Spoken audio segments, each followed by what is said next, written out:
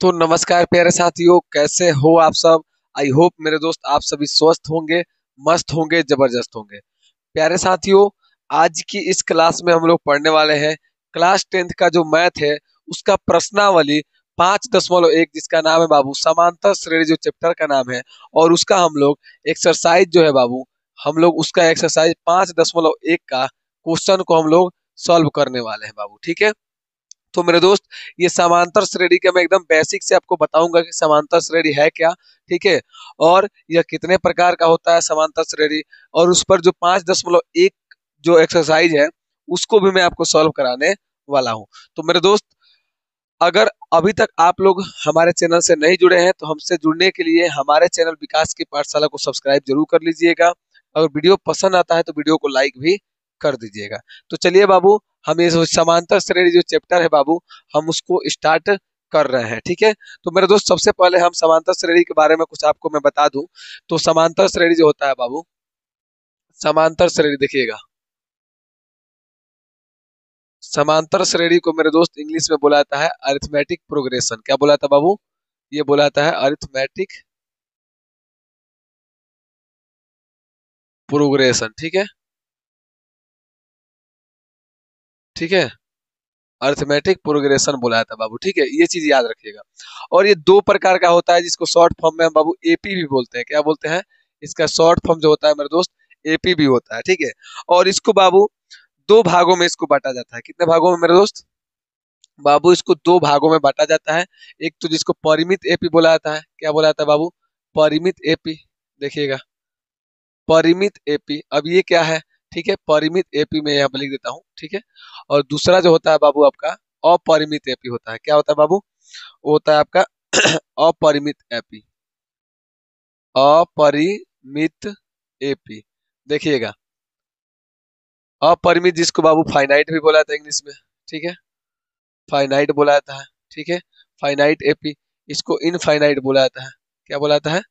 Infinite. ठीक है बाबू, इतना तो आपको पता होगा। अब देखिए, कुछ एग्जाम्पल के जरिए हम लोग समझेंगे कि ये क्या होता है। ठीक है। एग्जाम्पल का बात करें बाबू, तो इसमें एग्जाम्पल का बात करें, जैसे कि मान लीजिए 2 हो गया, 4 हो गया, 6 हो गया, 8 हो गया, 10 हो गया। ठीक है। इसमें आपको एक चीज दिया रहेगा बाबू, मैं आपको सब बताऊंगा। इसको प्रथम पद बोला जाता है। क्या बोला जाता है इसको? प्रथम पद बोला जाता है बाबू। ए से सूचित किया जाता है, या फिर A1 से सूचित किया जाता है। किससे? ए या A1 इसको बोला जाता है। ये एक एपी है, मान के चलिए। कुछ देर के लिए हजम कर लीजिए कि ये जो है हमारा, चलिए मैं आपको अच्छे से बताता हूँ। मान लीजिए 2 है, 4 है, 6 है, 8 है, 10 है, ये क्या है? 12 है। ये एक एपी है। ठीक है, इसको मान के चलिए कि ये एपी है। क्या है बाबू? एपी बराबर दिया हुआ। ठीक है। तो इसमें ये जो है ना बाबू, इसको हम लोग ए बोलते हैं। क्या बोलते हैं बाबू? ए बोलते हैं, या फिर A1 कह लीजिए, या हिंदी में इसको प्रथम पद बोला जाता है। क्या बोला जाता है दोस्त? प्रथम पद भी इसको बोला जाता है। इतना आपको समझ में आ गया। देखिए, इसको ये जो है ना, इसको ए या A1, ठीक है, ए कहिए या A1 कहिए, या हिंदी में प्रथम पद कहिए। ठीक है। ये जो होता है ना, सॉरी, ये जो होता है इसको अंतिम पद बोला जाता है। क्या बोला जाता है बाबू? इसको अंतिम पद बोला जाता है। ठीक है। अगर आप इस एपी को नोटिस करेंगे ध्यान से, तो इसके बीच में डिफरेंस कितना है? 2 और 4 के बीच में 2 का डिफरेंस है। फिर 4 और 6 के बीच में कितना का डिफरेंस है बाबू? 2 का डिफरेंस है। 6 और 8 के बीच में कितना का डिफरेंस है मेरे दोस्त? 2 का डिफरेंस है। 8 और 10 के बीच में कितना का डिफरेंस है? 2 का डिफरेंस है। 10 से 12 के बीच में भी 2 का डिफरेंस है। बाबू ये जो डिफरेंस मैं कर रहा हूँ ना बार बार, इसको बोलते हैं मेरे दोस्त डी। क्या बोलते हैं? डिफरेंस बोला जाता है। ठीक है। अब देखो, इसको डी बोला जाता है, या फिर सार व अंतर भी बोला जाता है। क्या बोला जाता है बाबू? इसको सार व अंतर भी बोला जाता है। ध्यान दीजिएगा, इसको सार व अंतर भी बोला जाता है। क्या बोला जाता है बाबू? सार व अंतर कहिए या डी कहिए। ठीक है। अब इसका अगर डी पूछ दे आपसे तो क्या करिएगा? देखिए, जैसे ये हो गया A1 हो गया, प्रथम पद को हमने A1 बोल दिया, तो सेकंड पद को हम क्या बोल देंगे बाबू? सेकंड पद को वैसे ही A2 बोल देंगे।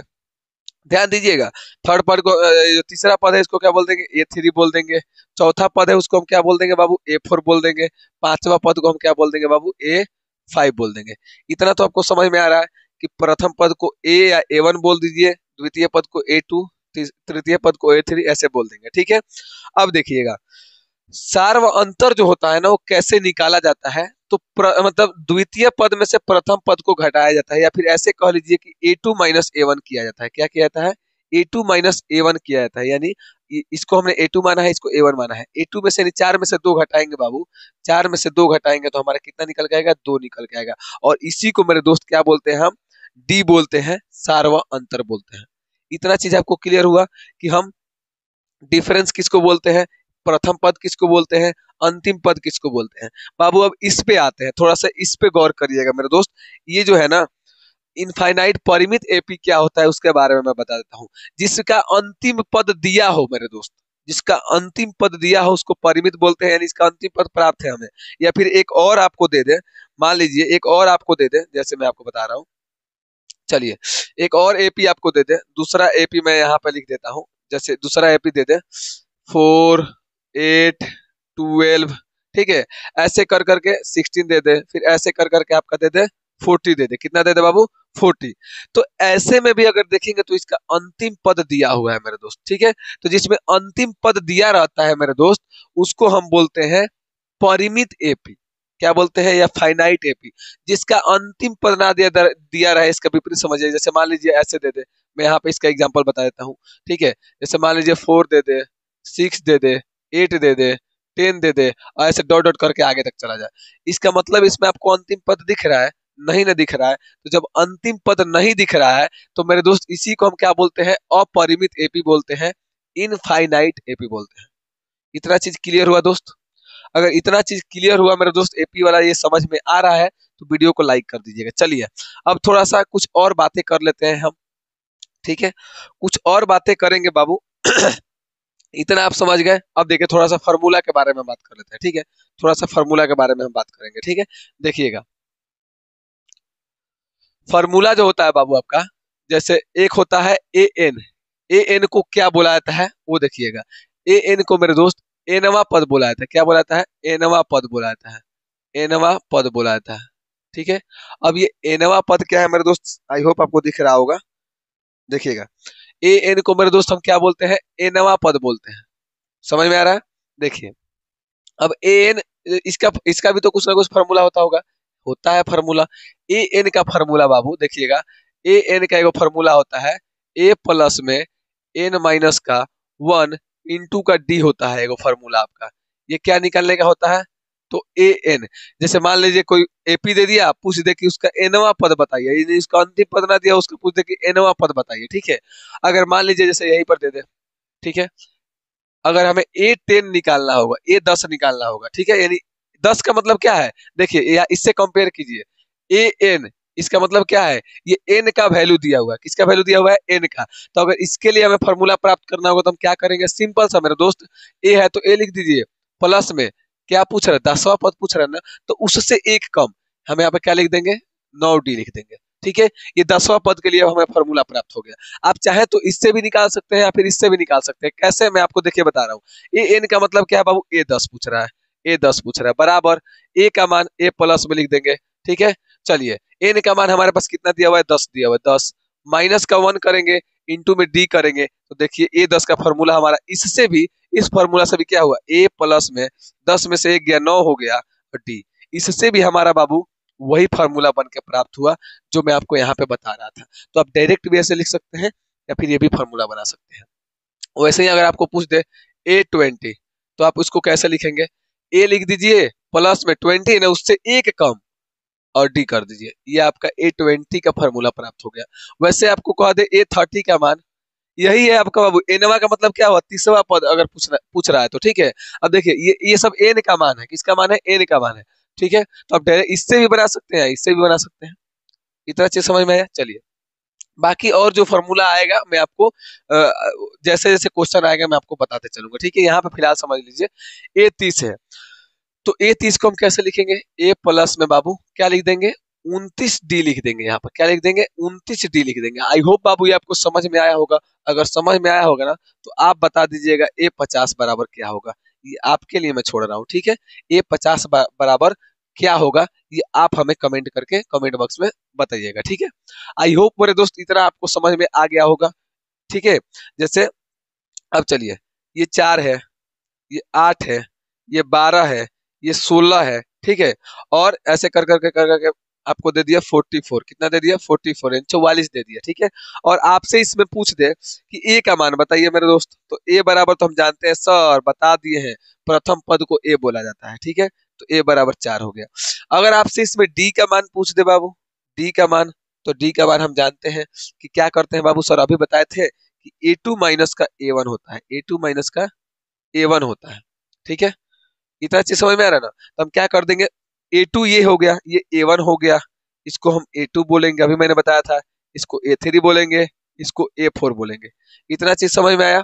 चलिए, समझ में आया बाबू, तो हम क्या कर देंगे, A2 में से A1 को घटा देंगे, यानी A2 का मान 8 दिया हुआ है, 8 में से हम 4 को घटा देंगे, हमारे पास D का वैल्यू कितना निकल के आ गया बाबू, 4 निकल के आ गया। देखिए तो सबके बीच में डिफरेंस कितना कितना का है, 4 का है, ठीक है।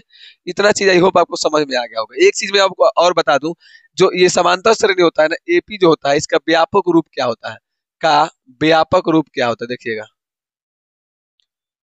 व्यापक व्यापक रूप क्या होता है, देखिएगा। व्यापक रूप होता है, सबसे पहले तो ए होता है, ए कॉमा, फिर होता है आपका ए प्लस में डी होता है, फिर आपका ए प्लस में 2D होता है, फिर आपका होता है ए प्लस में 3D। ऐसे कर करके बाबू आगे जितना पद पूछेगा उतना मैं इस पे क्वेश्चन करूंगा, तो आपको और अच्छे से क्लियर होगा, ठीक है। चलिए बाबू, अब हम नेक्स्ट देखते हैं, क्वेश्चन की ओर बढ़ते हैं मेरे दोस्त। और क्वेश्चन जो है पहला आपका, पहला क्वेश्चन आपके सामने आ गया बाबू। देखिएगा, प्रश्नावली 5.1 का मेरे दोस्त जो पहला क्वेश्चन है वो मैं आपके सामने यहाँ पे पेश कर दिया हूँ। अब मैं इसको सॉल्व करने वाला हूँ, ठीक है। देखिएगा, ठीक है। सबसे पहले लिखे क्वेश्चन क्या है उसको हम बाबू पढ़ते हैं। क्वेश्चन है, निम्नलिखित स्थितियों में किन स्थितियों में संबंध जो है संख्याओं की सूची एपी में है और क्यों है, एपी में है तो क्यों है उसको भी हमें बताते चलना है, ठीक है। क्वेश्चन पढ़ते हैं कि प्रत्येक किलोमीटर के बाद टैक्सी का किराया जो है ना, जबकि प्रथम किलोमीटर के लिए किराया जो है 15 रुपया है और प्रत्येक अतिरिक्त किलोमीटर के लिए किराया जो है 8 रुपया है। कहने का मतलब है बाबू, कोई ए बिंदु है, यहाँ से कोई व्यक्ति जो है यहाँ तक चलना शुरू किया, ये ए बिंदु है, ठीक है। और कह रहा है कि प्रथम किलोमीटर के लिए, देखिएगा ध्यान से, किराया 15 रुपया है, यानी मान लीजिए यहाँ से चला तो 1 किलोमीटर हो गया, इसका कितना हो गया, 1 किलोमीटर हो गया। सॉरी, इसको ऊपर लिखते हैं थोड़ा सा, इसके बीच के दूरी डिस्टेंस कितना है बाबू, 1 किलोमीटर है, ठीक है। तो 1 किलोमीटर चला था, उसको कितना रुपया देना पड़ रहा है, प्रथम किलोमीटर का किराया सेट है, देखिए 15 रुपया, प्रथम किलो का किराया कितना मीटर है, 15 रुपया है, ठीक है। अब कह रहा है कि उसके बाद प्रत्येक अतिरिक्त किलोमीटर के लिए किराया जो है कितना रुपया है, 8 रुपया है। यानी अगर 1 किलोमीटर से जितना तुम किलोमीटर अधिक चलोगे, तुमको 8 रुपया एक्स्ट्रा देना पड़ेगा, ठीक है। मान लीजिए कोई व्यक्ति है, पहला किलोमीटर चल गया 8, यानी बाबू एक चीज ध्यान रखिएगा ना, इसमें ए का वैल्यू आपका दिया हुआ है, A1 कहिए या ए कहिए, ए का वैल्यू आपका दिया हुआ है, कितना दिया हुआ है, 15 रुपया दिया हुआ है, कितना रुपया दिया हुआ है, 15 दिया हुआ है। इस चीज को नोटिस करिएगा, ठीक है। चलिए, दूसरा किलोमीटर में कोई व्यक्ति चला, मान लीजिए ये दूसरा किलोमीटर है, तो दूसरा किलोमीटर में चलेगा, तो मैंने क्या बताया कि 1 किलोमीटर के बाद अगर अतिरिक्त चल रहा है ना, तो 15 रुपये तो पहले से किराया है उसका, और 8 रुपये उसको और देना पड़ेगा, क्योंकि अतिरिक्त किलोमीटर के लिए 8 रुपये किराया तय है। तो यहाँ पे चलेगा तो कितना हो जाएगा बाबू, 15 इसका और प्लस में 8 रुपया अतिरिक्त किराया, यानी टोटल तुम्हारा कितना आ गया बाबू, दूसरे किलोमीटर के लिए आपका 23 आ गया। कितना रुपया आ गया, यानी दूसरा किलोमीटर कोई व्यक्ति चलेगा तो उसको कितना रुपया देना पड़ेगा, 23 रुपया, ठीक है। फिर तीसरा किलोमीटर कोई व्यक्ति चलना शुरू किया, तीसरा किलोमीटर चला, ठीक है। तो तीसरा किलोमीटर जब चलेगा ना, तो देखिए 23 रुपया दिया है, ध्यान से देखिएगा, 23 रुपया दिया है, और 1 किलोमीटर चलेगा तो और इसमें कितना रुपया ऐड हो जाएगा बाबू, 8 रुपया ऐड, क्योंकि प्रत्येक 1 किलोमीटर जितना चलेगा ना, उसको उतना के लिए 8 रुपया एक्स्ट्रा देना पड़ेगा, ठीक है। तो 23 रुपया यहाँ तक हुआ है दूसरे किलोमीटर में। अगर तीसरा किलोमीटर चलता है तो 23 और 8 कितना हो जाएगा बाबू, 31 हो जाएगा। मैं थोड़ा सा यहाँ पर डायरेक्ट लिख देता हूँ, ठीक है। ये हो जाएगा आपका 31 रुपया हो जाएगा, ये आपका 23 रुपया हो जाएगा।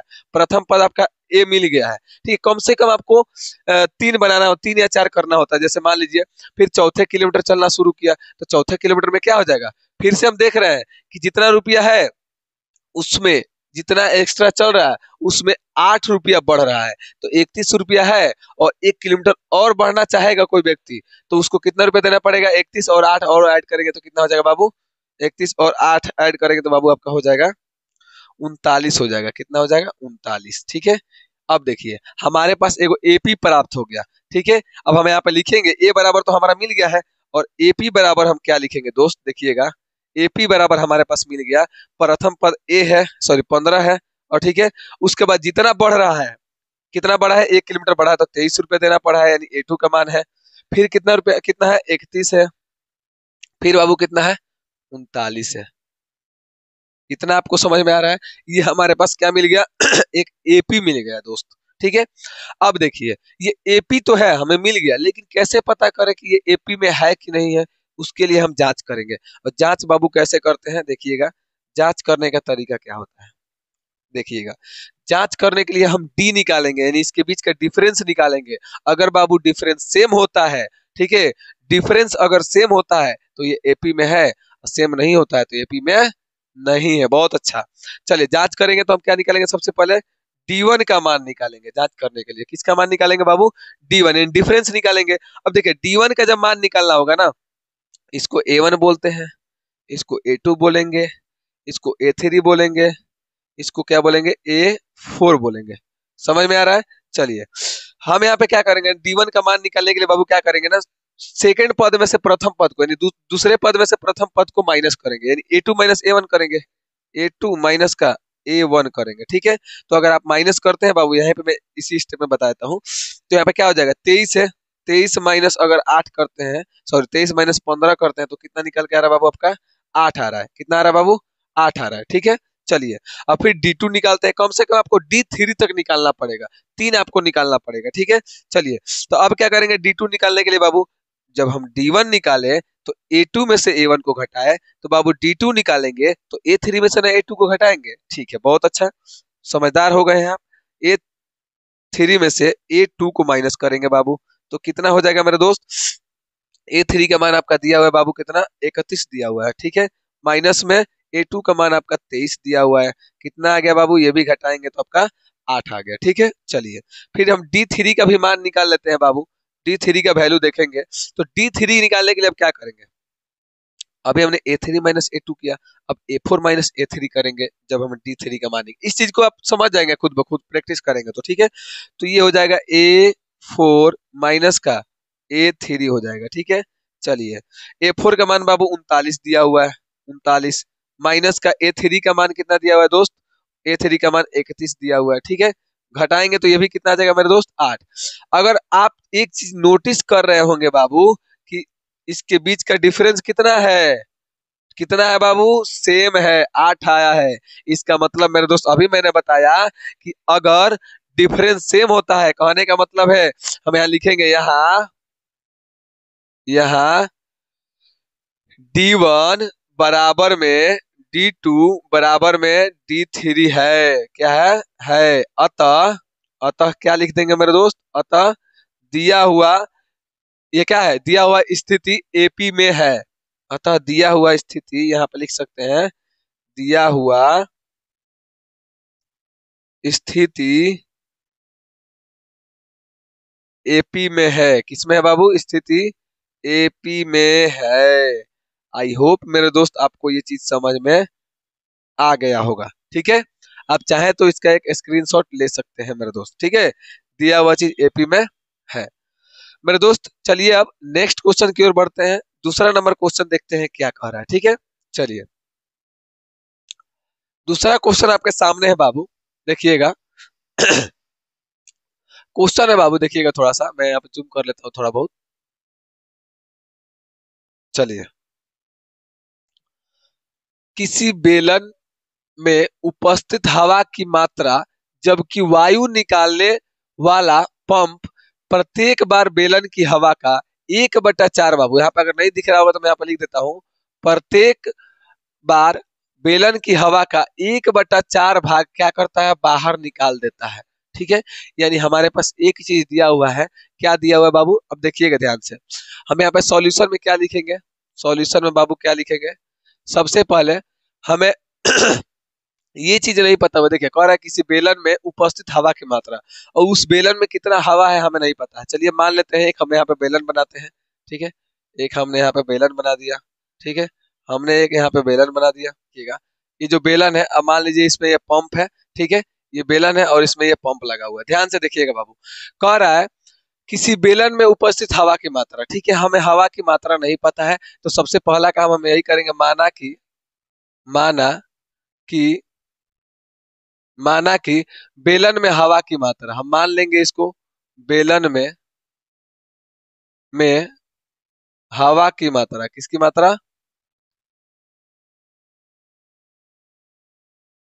हम इसको क्या मान लेंगे बाबू? एक मान लेंगे। क्या मान लेंगे? हवा की मात्रा को इसमें एक मानेंगे। हवा की मात्रा को देखिएगा, जब हवा की मात्रा को एक मान लेंगे तब प्रश्न क्या कह रहा है कि प्रत्येक बार बेलन की हवा का 1/4 भाग बाहर निकाल देता है। यानी हम क्या करते हैं, इसको एक बार अगर हम ऐसे पंप करते हैं ना, तो ये क्या करता है, जितना इसमें हवा उपस्थित होता है उसका 1/4 भाग ये बाहर निकाल देता है। ठीक है, मान लीजिए कहीं से हवा निकलने वाला होगा, यहाँ से कहीं से हवा निकलने वाला होगा, तो एक बार अगर ऊपर से पंप किया जाता है ना, तो क्या करता है, जितना इसमें हवा उपस्थित होता है उसका 1/4 भाग बाहर निकाल देता है। अब देखिएगा इसमें क्या करेंगे।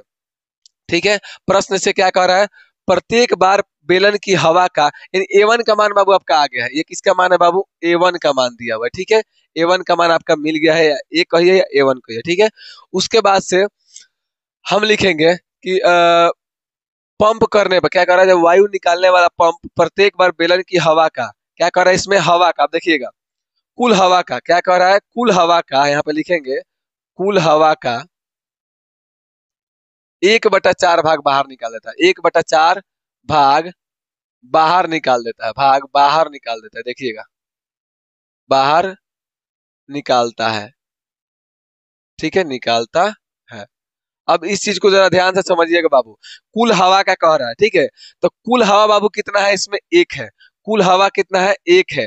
अब एक में से देखिए यहाँ पे थोड़ा सा लॉजिक है, कुल हवा का कह रहा है। ठीक है, तो हम क्या करेंगे, कुल हवा माइनस, यहाँ पे एक चीज कर देंगे, कुल हवा माइनस, कुल हवा, कुल हवा माइनस कुल हवा का 1/4 भाग बाहर निकाल देता है। अब देखिए कह रहा हूँ, मैं एक चीज बता रहा हूँ, इसमें टोटल हवा जितना है, मान लीजिए कि जितना भी हवा है इसमें, अब इसमें से कुछ हवा बाहर निकाल लिया जाएगा। इसका मतलब क्या है, कुछ कुल हवा का 1/4 भाग बाहर निकाल दिया गया। तो हम 1/4 भाग पहले निकालेंगे, कुल हवा का 1/4 भाग बाहर निकालेंगे, मतलब उसका निकालेंगे कि कुल हवा का 1/4 कितना होता है। जब 1/4 निकाल लेंगे तो कुल हवा में से उस 1/4 भाग को माइनस करेंगे तब ना आएगा। तो हम यहाँ पे डायरेक्ट यहाँ पे लिख देते हैं कि कुल हवा माइनस कुल हवा का 1/4 भाग बाहर निकलता है। ठीक है, चलिए, तो कुल हवा इसमें हमने एक माना है। ठीक है, माइनस कुल हवा का 1/4, यानी कि एक का 1/4 भाग। ठीक है, अगर आप इसको सॉल्व करेंगे बाबू तो ये हो जाएगा एक माइनस का चार, कितना हो जाएगा, 1/4 हो जाएगा। यदि 4 एकम 4 में से एक गया बाबू, कितना हो जाएगा आपका, 4 एकम 4 में से एक गया आपका, हो जाएगा 3/4। ठीक है, अब बाबू ये जो निकला ना आपका, ये किसका मान निकला, A2 का मान निकला। A2 का मान कितना निकल के आएगा बाबू, 3/4 निकल के आ गया। ध्यान से देखिएगा इस चीज को, ये A2 का मान निकल के आ गया। अब फिर कह रहा है, फिर एक बार हमको मन किया, हमने फिर इसको एक बार पंप किया, चूंकि 3-4 निकालना होता है, तो एक हमारा A1 का मान निकल गया है, A2 का मान निकल गया।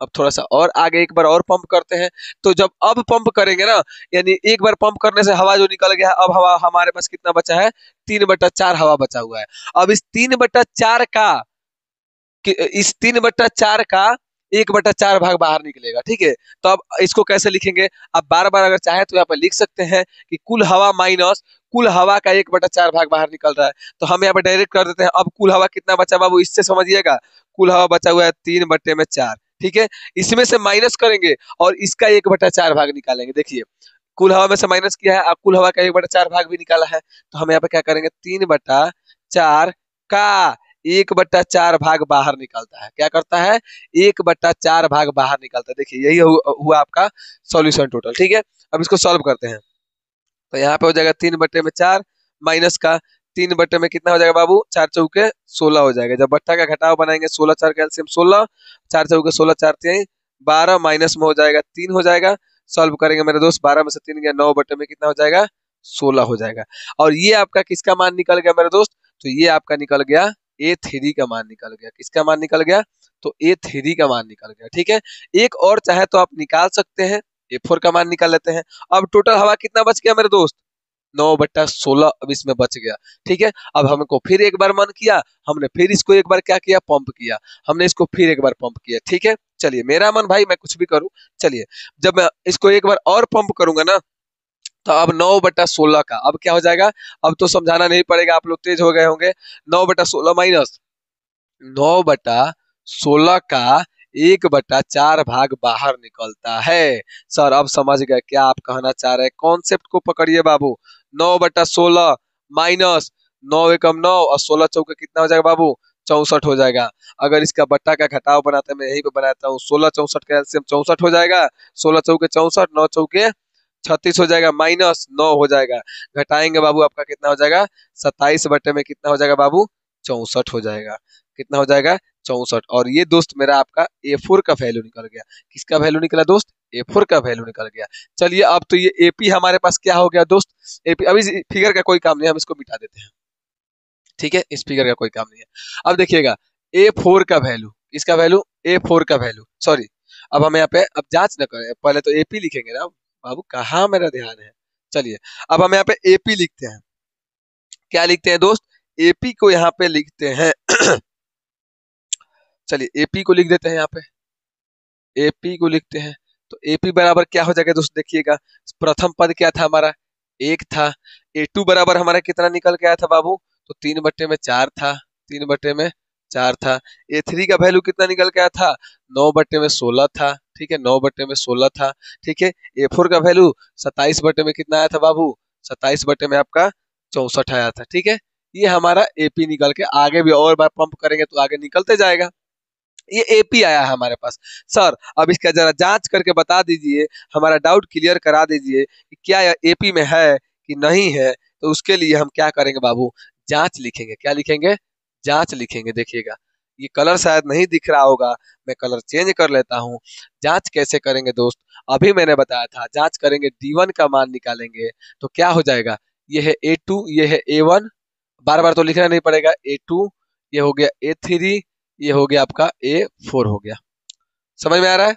चलिए अब हम क्या करेंगे, A2 में से A1 को घटाएंगे, यानी कि 3/4 में से -1 करेंगे। कितना आ जाएगा दोस्त 3 माइनस का 4 एकम 4 बटे में 4 आ जाएगा, माइनस का 1 बटे में कितना आ जाएगा 4। ये किसका वैल्यू आ गया, D1 का आ गया। चलिए D2 का भी निकाल के देख लेते हैं। तो D2 का निकालेंगे तो क्या हो जाएगा, D2 में A3 माइनस A2 होगा, इसमें से ये घटेगा, यानी 9 बटे में 16 और माइनस का 3 बटे में क्या हो जाएगा बाबू, 4 हो जाएगा। घटाएंगे 16 4 का एलसीएम 16 हो जाएगा, यहाँ पे 9 हो जाएगा, और 4 चौके 16 और 4 3 12, माइनस का 12, यानी ये भी घटेगा तो कितना आ जाएगा, 9 में से 12 गया बाबू, इन माइनस का 3 बटे में कितना आ गया, 16 आ गया। देखिए अब यहाँ पर एक चीज देख रहे हैं बाबू, कि यहाँ पर पहले ही सेम आ गया, अलग आ गया। D1 का वैल्यू अलग है, D2 का वैल्यू अलग है, तो क्या यह कभी AP में होगा। देखिए D1 जो है ना बराबर नहीं है D2 के, अतः अतः यह AP में नहीं है, अतः यह AP में, AP में क्या है बाबू, नहीं है, AP में नहीं है मेरे दोस्त। आई होप मेरे दोस्त आपको क्वेश्चन दूसरा भी समझ में आ गया होगा। ठीक है, चलिए अब नेक्स्ट क्वेश्चन की ओर बढ़ते हैं। मेरे दोस्त नेक्स्ट क्वेश्चन देखिएगा, नेक्स्ट क्वेश्चन आपके सामने है बाबू। देखिएगा नेक्स्ट क्वेश्चन आपके सामने है, थोड़ा सा मैं इसको नीचे कर लेता हूँ। ठीक है, नेक्स्ट क्वेश्चन आपको दिख रहा होगा दोस्त। क्वेश्चन कह रहा है कि प्रत्येक मीटर की खुदाई के बाद एक कुआं खोदने में आई लागत, जबकि प्रथम मीटर की खुदाई की लागत 150 रुपया है। अब जब प्रथम मीटर का दे ही दिया है दोस्त, तो एक चीज ध्यान रखिएगा, प्रथम मीटर यानी कि प्रथम पद हमारे पास A बराबर दे दिया हुआ है, कितना दिया हुआ है, 150 रुपया दिया हुआ है। ठीक है, A बराबर हमारे पास दे दिया है, इसके टेंशन नहीं करना है। और बाद में प्रत्येक खुदाई की लागत 50 रुपया बढ़ा दी जाती है। अब जरा फिगर के माध्यम से समझिएगा, एक कुआं खोदना है बाबू, एक कुआं खोदा गया, चलिए इतना एक कुआं खोदा गया। ठीक है, प्रत्येक मीटर कुआं खोदने में आई, यानी ये 1 मीटर कुआं की लंबाई है, टोटल लंबाई कितना है इसका, 1 मीटर है। कितना मीटर है, 1 मीटर है। और इसमें जो खर्चा आया है ना बाबू, इसमें खर्चा आया है आपका टोटल कितना, 150 रुपया खर्चा आया है। कितना रुपया आया है बाबू, मैं यहाँ पे लिख देता हूँ, 150 रुपया खर्चा आया है। चलिए बहुत अच्छा समझ रहे हैं आप, अब जब समझ रहे हैं तो एक चीज और नोटिस कर लीजिएगा मेरे दोस्त, शायद आपको ये ना दिखे। देखिएगा, अब कह रहा है कि प्रत्येक और बाद में प्रत्येक मीटर की खुदाई का लागत 50 रुपया बढ़ा दी जाती है। इसका मतलब इतना तो किए तो 150 रुपया लग गया। अगर आप नीचे 1 मीटर और बढ़वाना चाहते हैं ना बाबू, 1 मीटर और अगर आप बढ़ा रहे हैं, चलिए मैं छोटा कर दिया हूँ, कोई बात नहीं, समझिएगा इसका लंबाई भी 1 मीटर है, तो आपको कितना रुपया और देना पड़ेगा? 50 रुपया एक्स्ट्रा देना पड़ेगा। ठीक है, कितना देना पड़ेगा? 50 रुपया एक्स्ट्रा देना पड़ेगा। ठीक है, हम अच्छी बात है। ठीक है, तो ए बराबर 50 दे दिया है। ठीक है, एक तो 150 रुपया दिया हुआ है हमारे पास। ठीक है, अगर एपी का बात करें, चलिए एपी हम साथ साथ में निकाल रहे हैं। 150 रुपया प्रथम पद दिया हुआ है। ठीक है, दूसरी बार जब खुदाई कराया गया तो 150 ये, 150 इसका भी तो लगेगा, डायरेक्ट यहाँ से थोड़ी खुदाई चालू हुआ है, शुरू से ना हुआ है, तो इसलिए 150 ये अब प्लस में 50 ये, यानी जब दूसरी मीटर का खुदाई करेगा ना तो उसका टोटल लागत कितना हो जाएगा? 150 प्लस में 50 कितना हो जाएगा बाबू? 150 अब प्लस में 50 हो जाएगा आपका। समझ में आया? ठीक है, फिर हमको मन किया 1 मीटर और कुआं को नीचे खुदवा लेते हैं। हमने क्या कर दिया? इसको 1 मीटर और बढ़ा दिया। जब हमने इसको 1 मीटर और बढ़ाया ना तो फिर से हमें 50 रुपया एक्स्ट्रा पे करना पड़ा। कितना रुपया बाबू? 50 रुपया फिर से एक्स्ट्रा पे करना पड़ा। और जब 50 रुपया एक्स्ट्रा पे करेंगे ना तो अब टोटल जुड़ेगा, क्योंकि बाबू ऊपर से खुदाई चालू हुआ है, तो 150 रुपया इसका, 50 रुपया इसका, 50 रुपया इसका। देखिएगा, 150 रुपया देगा, प्लस में 50, प्लस में 50, ये आपका एपी बनते चल जा रहा है। देखिएगा, अगर आप चाहें तो और भी नीचे खुदाई कर सकते हैं, और भी बड़ा इसको बना सकते हैं, जितना बड़ा आपको चाहिए बना सकते हैं। ठीक है, चलिए हमारा एपी जो मिला बाबू, एपी जो हमारा मिला है, देखिएगा 150। ठीक है, और ये मिला आपका 150 प्लस में 50 कितना हो गया आपका? 200 हो गया। ठीक है, और ये आपका कितना मिला? 250 हो गया। कितना हो गया बाबू? 250। अब आप इतना तो समझदार है बाबू कि फिर से अगर खुदाई करवाएंगे तो 50 रुपया और बढ़ेगा, तो आप चाहें तो आप यहाँ पर 300 एक और भी लिख सकते हैं। ठीक है, बाकी आगे बढ़ाते चलिए, यहाँ पर करेंगे तो 150 प्लस में 50 प्लस में 50 प्लस में 50, आप चाहे तो 1 मीटर और यहाँ पे बढ़ा लीजिए, क्या दिक्कत है? 50 रुपया और आपका लगेगा, जितना आप गड्ढा करवाएंगे उतना रुपया लगेगा। ठीक है, चलिए एपी हमारे पास मिल गया। तो सर एपी के जांच भी तो करना होता है ना, कि सर जांच करने पर आ रहा है कि नहीं। चलिए हम जांच कर देते हैं, क्या दिक्कत है? हमको जांच करने में क्या दिक्कत है? हम यहाँ पे जांच लिखते हैं बाबू। अब जांच जब करेंगे ना तो अब देखिएगा जांच में क्या होता है मेरे दोस्त। चलिए थोड़ा सा कलर चेंज कर लेते हैं। जांच करेंगे तो जांच करने के लिए मैंने बताया था वही D1 निकालेंगे। क्या निकालेंगे? D1 कैसे निकलेगा? A2 में से A1 को घटाएंगे, यानी 200 में से 150 को घटाएंगे, कितना आ जाएगा बाबू? 50 आ जाएगा। फिर आपको D2 निकालना होगा, तो अभी मैंने बताया था जब इसमें से इसको घटा दिया है D1 निकालने के लिए, तो D2 निकालने के लिए इसमें से इसको घटाएंगे, 250 में से 200 को घटाएंगे, तो कितना आ जाएगा बाबू? 50 आ जाएगा।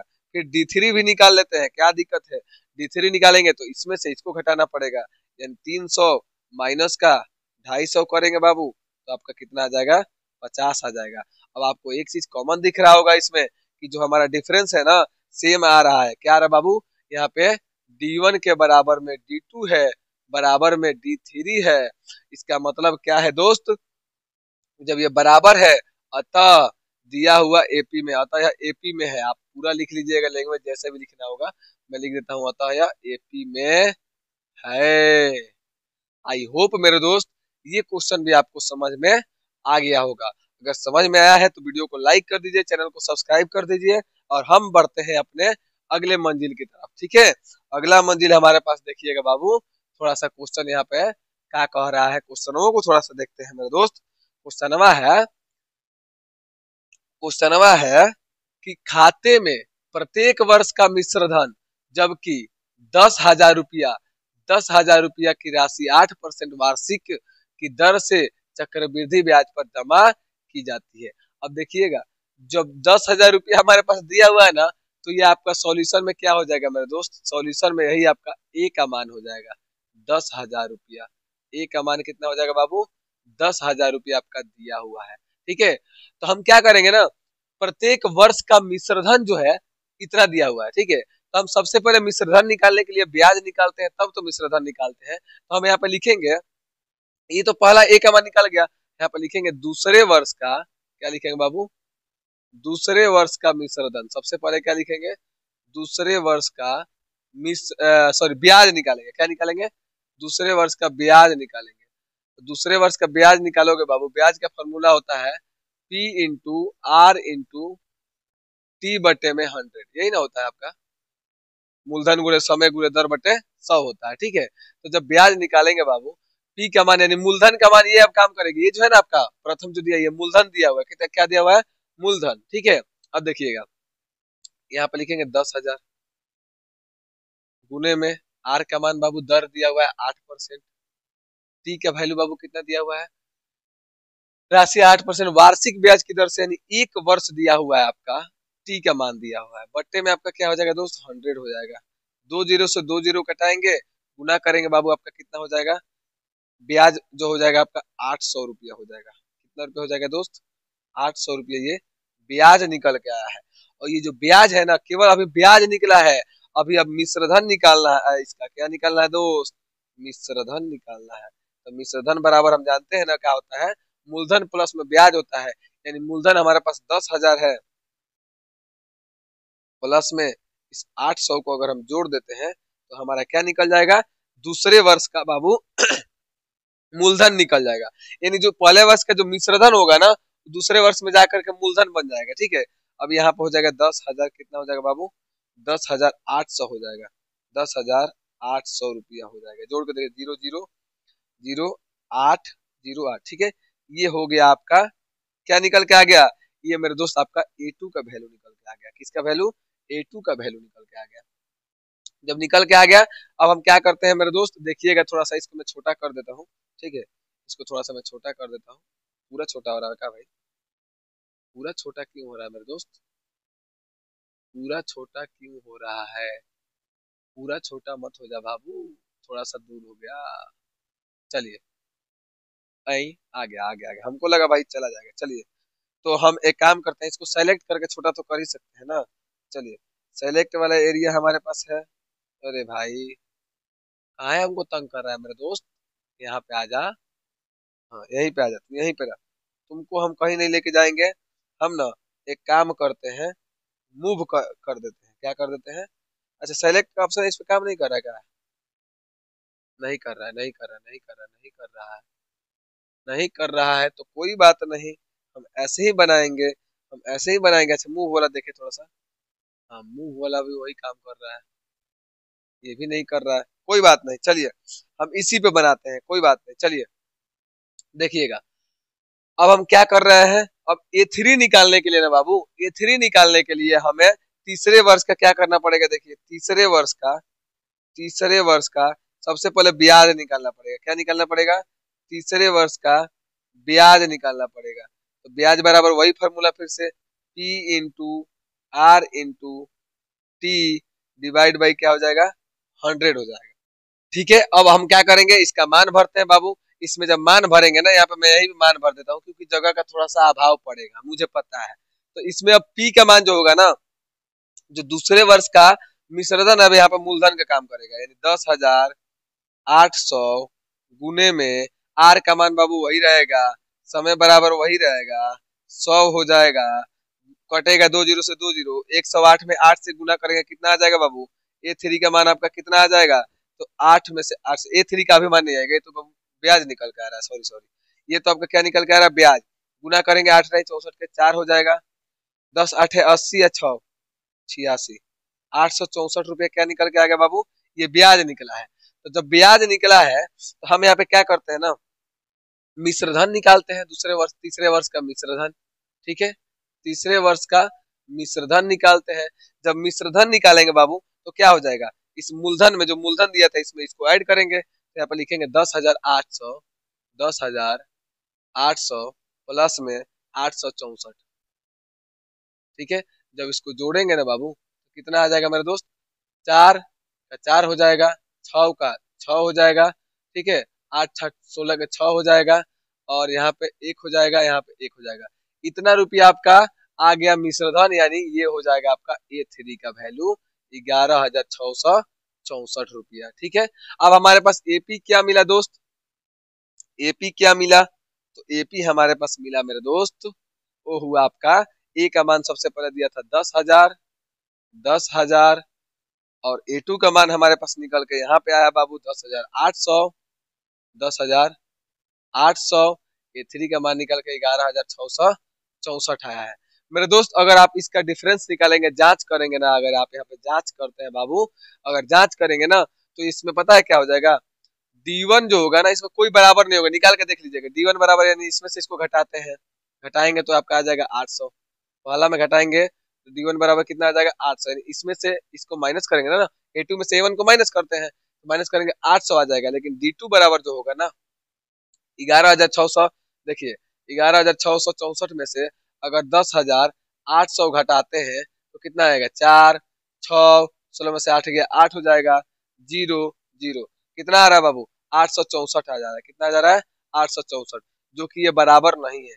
D1 not equal to D2, अतः यह AP में नहीं है, यह AP में नहीं है। इतना तो आप समझदार हो गए होंगे कि कब AP में है और कब AP में नहीं है, इसका आप पहचान कर सके। ठीक है, चलिए मेरे दोस्त, आई होप कि आपको ये क्वेश्चन भी अच्छे से समझ में आ गया होगा। अगर समझ में आ गया होगा तो वीडियो को लाइक कर दीजिए, चैनल को सब्सक्राइब कर दीजिए, क्योंकि मेरे दोस्त अब जो है हम इसका नेक्स्ट पार्ट में, इसका जो दूसरा क्वेश्चन है नेक्स्ट पार्ट में करेंगे, यानी दूसरा जो उसका दूसरा पार्ट होगा, दूसरा क्वेश्चन हम बनाएंगे। आवाज आई होप कि आपको आया होगा, मैं थोड़ा सा इसके नीचे कर लिया था, फिर भी आवाज आया होगा, इसके लिए मैं क्षमा चाहता हूँ। मैं अभी ध्यान दिया कि नीचे चला गया था, पानी पिया था इस वजह से नीचे चला गया था। ठीक है, तो आई होप कि आपको आवाज आया होगा। और मेरे दोस्त इसका जो नेक्स्ट क्वेश्चन है, ठीक है, नेक्स्ट पार्ट में देखेंगे बाबू। नेक्स्ट पार्ट के लिए ज्यादा से ज्यादा कमेंट कीजिए। अगर आपको इसका नेक्स्ट पार्ट चाहिए बाबू, पार्ट 2 चाहिए, तो ज्यादा से ज्यादा मेरे दोस्त आप लोग कमेंट बॉक्स में कमेंट कीजिए। मैं इसका क्वेश्चन जो है दूसरा मैं इसका सॉल्यूशन लेकर के आऊंगा। ठीक है, बाकी मेरे दोस्त वीडियो पसंद आया हो लाइक कीजिए, अपने दोस्तों के साथ शेयर कीजिए। मिलते हैं किसी नेक्स्ट वीडियो में किसी नए टॉपिक के साथ, तब तक के लिए मेरे दोस्त जय हिंद।